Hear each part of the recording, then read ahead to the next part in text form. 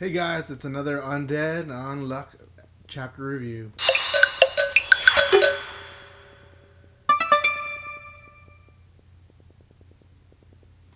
Sorry for that awkward opening.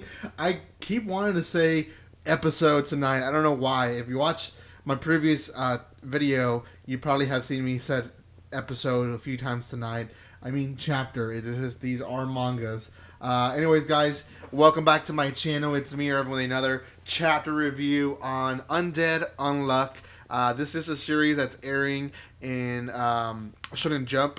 I believe they usually have the first three chapters and the latest three chapters for free. So this chapter is probably free for you guys, so you guys can read it there. Not sponsored by them, so you guys can read it there or wherever else you find it. So be my guest.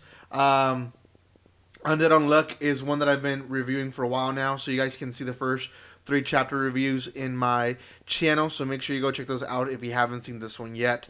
Before I continue, guys, a few things. If you haven't done so by now, make sure you subscribe. I am trying to reach 3,000. We're almost there, but I have decided to do this current giveaway, the last giveaway, until I reach 3,000 subscribers. So hopefully we're there sooner than later, but we'll see. We'll see how long it takes us to get there. Hopefully it's by next month.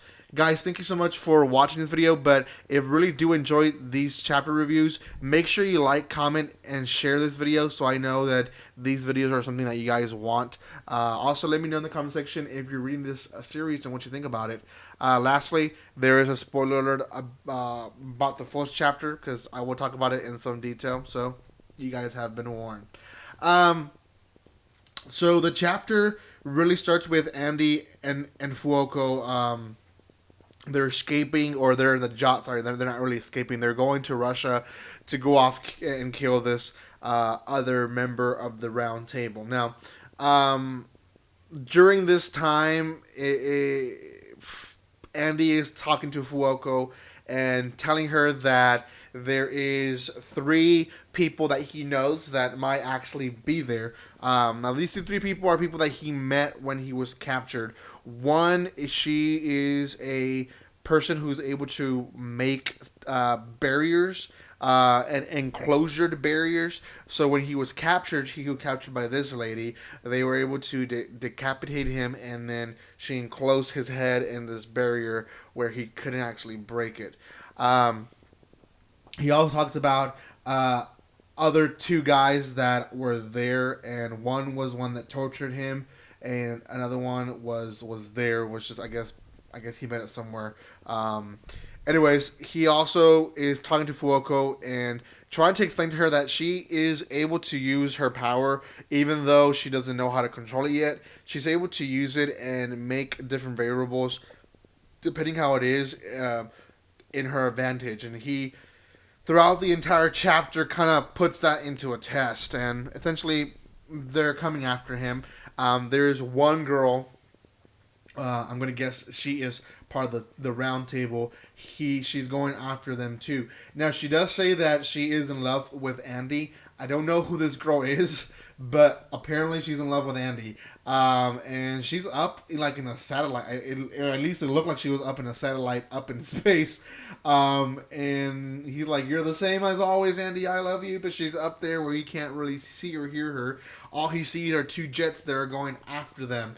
And essentially, he's able to get one jet down by doing what he did in the previous chapter, and that's during explaining to Fuoko, this is what you can do. He's like, obviously, my undead power is that I can't die, but I use it to my advantage, where I remove a body part almost completely, and then while the other one is recreated, it shoots the body part towards whatever. So I basically make a gun out of my body, and he proves it by shooting an arm into a jet and this explosion, etc., etc. The other jet is able to hit their well, it wasn't the jet. It was actually the girl who's up in space or a satellite, wherever she is. He's able to hit the boat, and Fuoko falls in the water, and he goes to rescue her, and when they get in the boat, the jet is right on top of them, and so Andy puts his hands up and says, "We're going to surrender." He's still talking to Fuoko about how she can use her power in his advantage, and he confesses to her, "Oh yeah, by the way, I rescued you from the water."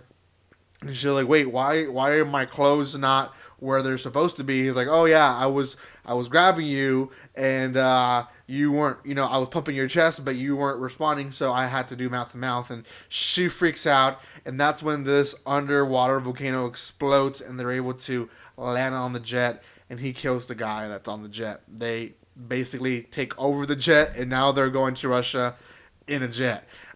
Pretty crazy episode. A few things that we learned. One is the round table.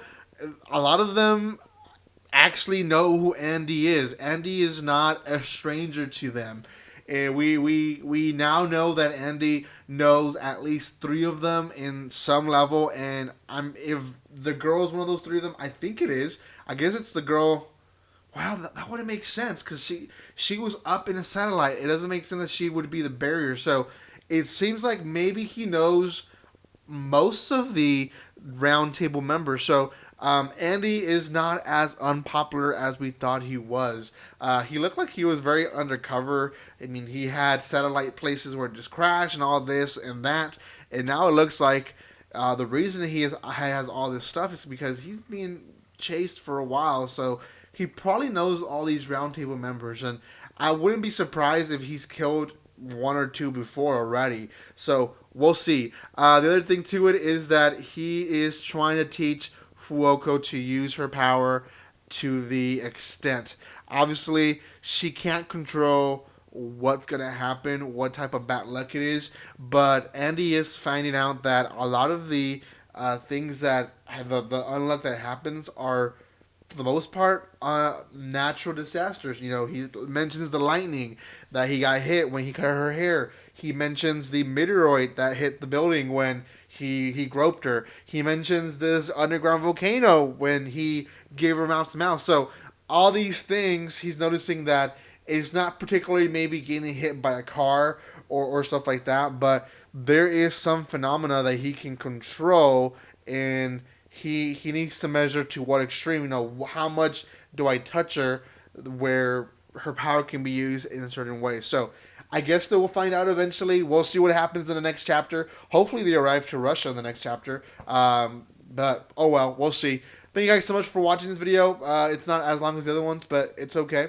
Go check out my other videos that I posted today. I have a review on Guardian of the Witch, as well as The Promised Neverland, as well as a reaction video on an anime. So go watch all those videos. I posted quite a bit of them today, so make sure you don't miss any of those. Thank you guys so much for your love and support. Go check out the giveaway video, and like always, don't be strangers. See you guys.